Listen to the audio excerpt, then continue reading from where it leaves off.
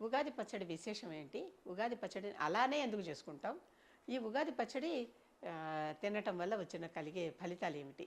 దీని గురించి ఒకసారి తెలుసుకుందాం. మనకి ఉన్నవి సృష్టిలో ఉన్న రుచులు 6. ఈ 6 ఏమిటి? తీపి, ఉప్పు, పులుపు, కారం, చేదు, వగరు. ఈ 6 రుచులే మనకు ఉన్నాయి. ఇంతకు మించిన రుచులు ఏవీ లేవు. ఏడో రుచి లేదు అసలు. ఈ 6 రుచుల సమాహారంగా, అంటే 6 రుచులని సమానంగా కలుపుకుని వచ్చినటువంటి ప్రసాదాన్ని, మనం ప్రసాదం అంటే దేవుడికి కూడా నైవేద్యం పెడతాం కదా, అందుకని ప్రసాదం అవుతుంది. అది దేవుడికి నైవేద్యం పెట్టి ఆ ప్రసాదం మనం తింటే కలిగేటటువంటి ఫలితం ఏమిటి? ఈ 6టికి చెప్పా కదా రుచులేవో. ఉప్పు బదులు అప్పుడే కొత్తగా తెచ్చిన రాళ్ళుప్పు, అంటే ఇంట్లో వాడుతూ ఉన్న వాటిల్ని మళ్ళీ తీసుకోవద్దు. దీనికి మళ్ళీ కొత్త ప్యాకెట్ ఒకటి కొనుక్కోండి. ఆ ఉప్పు మళ్ళీ అలాగనే కొత్త చింతపండు అప్పుడే వచ్చి ఉంటుంది. దానికి కొంచెం ఎర్రగా ఉంటుంది ఆ చింతపండు. పాత చింతపండు నల్లగా అయిపోయి ఉంటుంది. కొత్త చింతపండు అక్కడ ఒక ఇంత రెబ్బ. మళ్ళీ ఉప్పు కొంచెం రుచికి సరిపడా, మనకి రుచికి సరిపడా అని చెప్తాం. ఉప్పునికి ఇంకొక పేరు రుచి అనేది కూడా, ఉప్పుకి ఇంకొక పేరు. ఆ తర్వాత కారానికి ఒక పచ్చిమిరపకాయ కానీ, లేకపోతే మిరియాల నూరి కానీ. పాతకాలపు రోజుల్లో మిరియాలే వేసేవారు. ఈ పచ్చిమిరపకాయలన్నీ మనకి విదేశాల నుంచి వచ్చినాయి. ఈ రోజుల్లో అన్ని చెట్టుకు సంబంధించిన విశేషాలే వేద్దామని పచ్చిమిరపకాయలు, అంటే పచ్చివి తాజావి వేద్దామని పచ్చిమిరపకాయలు వేస్తున్నారు. అంతకు ముందర మన దేశంలో పచ్చిమిరపకాయల వాడకం అనేది లేదు. ఎంతసేపటికి మనం మిరియాలు కానీ పిప్పళ్ళు కానీ వాడుకునేవాళ్ళం. కారం కావలసిన చోటల్లా ఇవే వాడుకునేవాళ్ళం. అవి జలుబుకి వాటికి కూడా ఎంతో మంచిది, ఎంతో మందు కూడానవి. మందుగాను వాడేవాళ్ళం, వంటలోకి వాడుకునేవాళ్ళం. ఈ పచ్చిమిరపకాయ, ఇప్పుడు అంటే పచ్చిమిరపకాయ వాడుతున్నాం. పచ్చిమిరపకాయని కొంచెం కోసి సన్నగా ముక్కలు కోసేసి, మళ్ళీ పట్టి కింద తగిలితే కారం పెట్టేస్తుంది కదా, పిల్లలు తినలేరని సన్నగా తల్లి ఎంతో జాగ్రత్తగా ప్రసాదం తయారు చేస్తుంది. పిల్లలకి కష్టం కలగకుండా, కారం కలగకుండా అది చేసి, మళ్ళీ ఆ తర్వాత కొత్త బెల్లం. ఈ సమయానికి బెల్లం కూడా కొత్తగా అమ్ముతూ ఉంటారు. ఆ కొత్త బెల్లాన్ని తెచ్చి దానికి కావలసినంత అన్ని సమపాళ్లలో వేసుకోవాలన్నమాట. సమ అంటే ఈక్వల్గా అని అర్థం ఇక్కడ. అంతేగాని సరిపోయినంత అని కాదు. ఈక్వల్గా అన్ని చోట్ల వేసుకుని ఆ బెల్లం వేసుకుని, ఆ బెల్లంతో పాటుగా చేదు కోసమని వేప పువ్వులు.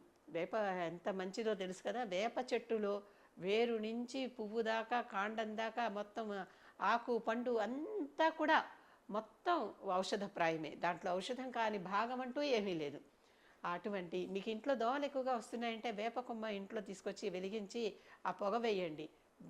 మొత్తం వెంటనే దోమలన్నీ పారిపోతాయి, లేకపోతే చచ్చి కింద పడిపోతాయి. ఇటువంటివి రకరకాల కెమికల్ మస్కిటో కిల్లర్లు పెట్టుకునే కంటే ఈ వేపాకుని, పచ్చి ఆకుని తెచ్చి ఇంట్లో పొగ పెట్టండి, చక్కగా వెళ్ళిపోతుంది, దోమలన్నీ వెళ్ళిపోతాయి. ఇలాంటివి తేలిగ్గా చేయొచ్చు. అలాగే ఈ వేప పువ్వులు, ఇప్పుడే పూత పూస్తూ ఉంటుంది వేప చెట్టు.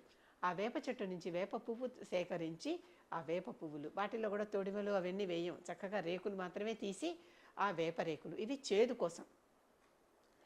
కొన్ని ప్రాంతాలలో, విదేశాల్లో తెలుగువారు తెలుగు పండుగలు ఆచరించుకునేవాళ్ళు దొరక్కపోతే దాని బదులు మెంతిగింజలు కూడా వేస్తున్నారు అవసరార్థం. మరి ఏం చేస్తారు, అది రుచి పడాలి కదా అని చేస్తున్నారు. ఎవరి పద్ధతి వారిది. దాంట్లో భావం ముఖ్యంగాని ఇది కాదు కదా. వేప అయితే మనకి ఔషధం కూడాను. మెంతి కూడా ఒక రకమైన ఔషధమే, దాంట్లో సందేహం లేదు. ఇంకొకటి చివరిది వగరు. ఈ వగరుకి ఏం వేస్తాము? వగరుని లేత మామిడి పిందెలు, ఇప్పుడు పిందెలు వస్తూ ఉంటాయి. కాకపోతే హైబ్రిడ్ కాలం వచ్చేసింది కనుక అంటే పచ్చి కాయలు పూర్తిగా చక్కగా తయారైపోయిన కాయలు వస్తున్నాయి, పళ్ళు కూడా వచ్చేస్తున్నాయి. మొన్న పళ్ళు కూడా ఎక్కడో మార్కెట్లో చూశాను, ఆశ్చర్యం వేసింది. ఉగాదికి పచ్చి పిందెలు రావాల్సిన చోట పండిపోయిన మామిడి పళ్ళు కూడా మనకి తయారైపోయి వచ్చేస్తున్నాయి. ఆల్ టైం కాసేటటువంటి మామిడి చెట్లు కొన్ని హైబ్రిడ్ పద్ధతిలో పెంచుతున్నారు, అవి ఉన్నాయి, ఇప్పుడు కూడా మనకి దొరుకుతాయి. అవి చెట్ల నుంచి వచ్చినవే కనుక ఆ మామిడి పిందెలు అప్పుడు పులుపు ఉండదు, వగరు ఉంటుంది, ఒక రకమైన వగరు ఉంటుంది. ఆ రుచే వగరు. కనుక ఆ మామిడి పిందెలు ఇవన్నీ కలిపి ఈ చింతపండుని కొంచెం నీళ్లతో రసం చేసి, ఆ చింతపండు రసంలో ఇవన్నీ వేస్తే అది గ్రేవీలాగా పనికొస్తుంది అనమాట. దీన్ని ఈ రకరకాల వస్తువులన్నీ వేస్తే ఇవన్నీ కలవటానికి ఆ ఉప్పు బెల్లం కొంచెం కరిగేదాకా చూసి, వేప పువ్వులు చివరిలో పైన వేసి నలిగిపోకుండా, చింతపండు రసం తీసివేసి, మిరపకాయలు సన్నగా కోసి వేసి, లేత మామిడి ముక్కలు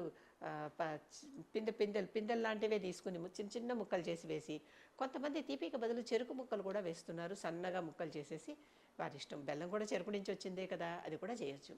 ఇవన్నీ కలిపి వేసుకుని చక్కగా ఈ చింతపండు పులుసులో ఇవన్నీ కలిపి అది దేవతకి నైవేద్యం పెట్టి తర్వాత పిల్లలందరికీ మొట్టమొదట ఈరోజు ఇదే తినండి, తర్వాతనే ఏదైనా టీ కాఫీలకు పొండి అని చెప్తూ ఉంటారు, ఇంట్లో పెద్దలు చెప్తూనే ఉంటారు. కనుక రోజు మనం మొదలు పెట్టేటప్పుడు కొంతమంది బెడ్ కాఫీలు బెడ్ టీలు తాగుతారు, కొంతమంది లేదు పాపం పళ్ళు కడుక్కొని తాగుతారు. అలా కాకుండా ఈ రోజున మాత్రం చక్కగా స్నానం చేసి కొత్త బట్టలు వేసుకుని దేవుడికి పూజ చేసుకుని ఆ దేవుడికి ప్రసాదంగా నైవేద్యంగా పెట్టినటువంటి ఉగాది పచ్చడి ప్రసాదాన్ని అందరూ తీసుకుని దాన్ని కళ్ళకద్దుకొని తిని, ఇక్కడ ఒక నమ్మకం ఉంది, ఇదంతా నమ్మకమే, అంటే ఎవరు ఎంత భావిస్తే అంత. ఆ రుచుల్లో మొట్టమొదట ఏ రుచి వాళ్ళకి తగిలితే ఆ సంవత్సరం అంతా వాళ్ళకి ఆ రుచి ఎక్కువగా ఉంటుంది అనేది ఒక నమ్మకం. ఇది ఎంత నిజమో దీనికి ఎటువంటి సైంటిఫిక్ ప్రూఫ్లు లేవు కనుక నేను నమ్మకంగా చెప్పను, చెప్పుకునే మాట కనుక ఇది వాడుకగా వస్తున్నటువంటి భావం. ఇవాళ నాకు తీపి తగిలింది, ఈ సంవత్సరం అంతా మధురంగా ఉంటుంది. ఇవాళ నాకు చేదు తగిలింది, అబ్బో ఈ సంవత్సరం కొంచెం కష్టమే. కారం తగిలింది, అబ్బో ఇబ్బందులు ఎదురవుతాయేమో, ఇలా అనుకుంటూ ఉండేటటువంటి పద్ధతులు అనమాట. ఈ ఈ రకంగా రకరకాలుగా వీటి గురించి అనుకుంటూ ఉంటారు. ఈ ప్రసాదం తిని వీలైతే నలుగురికి కూడా ఈ ప్రసాదం పెట్టి, ఈ ప్రసాదాన్ని మనం ఎలా భావించాలంటే షడ్రుచుల సమ్మేళనం కనుక ప్రతి మనిషికి కష్టాలు వస్తాయి, సుఖాలు వస్తాయి, ఆనందాలు ఉంటాయి, దుఃఖాలు ఉంటాయి, అన్నీ వస్తాయి కదా, ఒకటి కాదు కదా.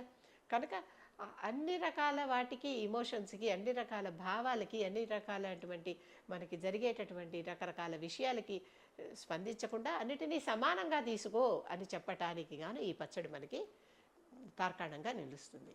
అంటే ఇప్పుడు చేతి తగిలింది, తర్వాత కాసేపు అయితే పులుపు తగులుతుంది, కాసేపు తగిలితే ఉప్పు తగులుతుంది, కాసేపాక పులుపు తగులుతుంది, కారం తగులుతుంది, తీపి తగులుతుంది, వగరు తగులుతుంది, మామిడికాయ ముక్క నవ్వులుతాం, వగరు తగులుతుంది, వేప ఆకు వేప పువ్వు రేకులు నమిలము చేతు తగులుతుంది. కనుక ఇవన్నీ కలిపితే ఏంటంటే మనకి అన్ని రకాలైనటువంటి అనుభూతులు అనుభవాలు సంవత్సరం అంతా ప్రతి ఒక్కరికి కలుగుతూ ఉంటాయి. కనుక అవి కలిగినప్పుడు వాటిని సమానంగా ఆస్వాదించండి. కష్టాలు వచ్చినప్పుడు కుంగిపోకండి, సుఖాలు వచ్చినప్పుడు పొంగిపోకండి. కనుక పొగడతలకి పొంగిపోవద్దు, తెగడతలకి కృంగిపోవద్దు. ఇది బాగా అందరూ తెలుసుకుని ఈ వేప పచ్చడి మనకి బోధించేది ఇదే, ఈ ఉగాది పచ్చడి. ఇవన్నీ కలిపి చేసుకున్నప్పుడు వచ్చేటటువంటి ఉగాది పచ్చడి పసిపిల్లలకు కూడా పెట్టండి. ఇది ఆరోగ్యము చక్కగా. ఇది మనకి తమాషాగా ఏంటంటే ఒక మన తెలుగు వాళ్ళకే ఉంది, ఇది మిగిలిన వాళ్ళందరూ ఎక్కువగా చేసుకోరు, అసలు వాళ్ళందరికీ ఇలాంటివి చేసుకోవాలని కూడా తెలియదు. కనుక ఎవరి సంవత్సరాది వారిది, అలాగనే ఎవరి రుచులు వారివి, ఎవరి ఆచారాలు వారివి, ఎవరి పద్ధతులు వారివి. ఆ విధంగా ఉగాది పచ్చడి చేసుకుని అందరూ ఇంటిల్లిపాది ఉగాది పచ్చడి తిని చక్కగా కొత్త సంవత్సరం ఎంతో బాగుంటుంది అని చక్కని మంచి భావంతో కొత్త సంవత్సరాన్ని, శ్రీ పరాభవనామ సంవత్సరాన్ని ఆహ్వానిస్తూ అందరూ ముందరికెళ్ళండి. అందరికీ ఉగాది పండుగ శుభాశీస్సులు.